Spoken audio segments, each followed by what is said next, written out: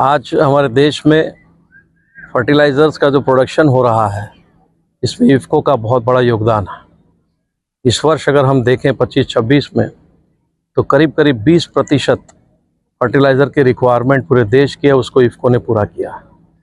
अगर मैं केवल डीएपी की बात करूं, तो पूरे देश की जो डीएपी की रिक्वायरमेंट है, उसका 71% 71% प्रोडक्शन इफ़को ने करके दिया है।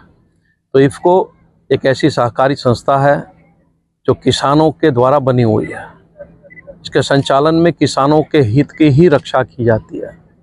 तो किसानों के द्वारा ये बनी इफ़को जैसी संस्था, और इसको हम ऐसे ऑपरेट कर रहे हैं जैसे कि हमारे किसानों का हित हो। आज मैं बताना भी चाहता हूँ कि केमिकल फर्टिलाइज़र्स के अत्यधिक उपयोग के कारण देश को भी नुकसान होता है। बहुत सारा फर्टिलाइज़र हमें इंपोर्ट करना पड़ता है, क्योंकि किसानों की ज़रूरतों को हमारी देश की सरकार हमेशा कोशिश करती है कि उसको पूरा किया जाए। हम फर्टिलाइज़र प्लांट्स में भी अत्यधिक उत्पादन करके इंश्योर करते हैं कि किसानों के लिए ज़रूरत जितने भी फर्टिलाइज़र्स के उसको पूरा किया जाए। लेकिन केवल फर्टिलाइज़र्स के इंपोर्ट करके या ज़्यादा प्रोडक्शन केमिकल फर्टिलाइज़र्स का करके भविष्य का निर्माण, उज्ज्वल भविष्य के भारत का निर्माण नहीं हो सकता।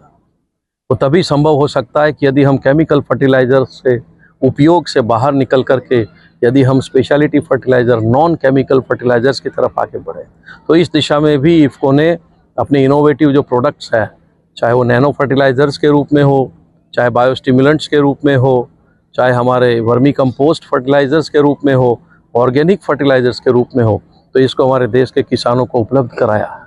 साथ साथ हम ये भी ध्यान रख रहे हैं कि देश के किसानों की जो ज़मीन है उसमें क्या न्यूट्रिएंट्स की कमी है, तो सॉइल टेस्टिंग करके किसानों को प्रशिक्षित किया जा रहा है, उनको मदद की जा रही है।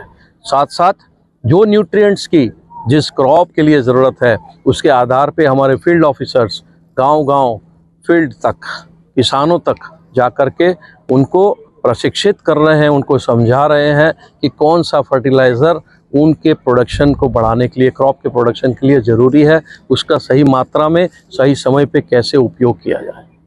तो इस दिशा में इफ़को का बहुत बड़ा कंट्रीब्यूशन है, और हम आगे ये भी ध्यान रखेंगे कि जो हमारी फार्मर्स की रिक्वायरमेंट्स है, उसको हम कभी भी ये नहीं होगा कि वो निराश हो। किसानों की जो भी ज़रूरत है, किसानों के द्वारा जो निर्मित की गई ऐसी इफ़को जैसी संस्था, तो उसका हित उसी में है कि वो किसानों का हित को ध्यान में रखे, देश के हित को ध्यान में रखे।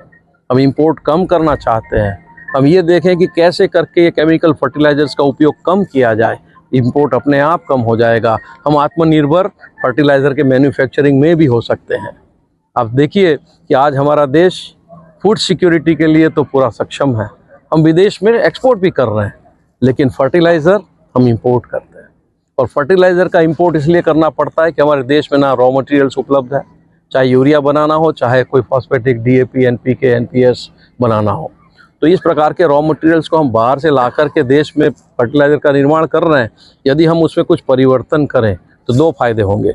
एक तो ये फ़ायदा होगा कि हमारे किसान, जो कि अत्यधिक उपयोग करने के कारण यूरिया के, ये जो हमारी मृदा, जो ज़मीन है, उसको ख़राब कर रहे हैं, उसकी प्रोडक्टिविटी कम हो रही है, फर्टिलिटी कम हो रही है, पॉल्यूशन को नुकसान हो रहा है। तो इससे हम अगर स्पेशलिटी फर्टिलाइज़र्स का उपयोग करके हमारे जो भी एग्रीकल्चर प्रोडक्ट्स है उसके अनुरूप हम उसका उपयोग करेंगे, बहुत ही अच्छा हमारे किसान भाइयों को भी फ़ायदा होगा, देश की धरती को भी फ़ायदा होगा।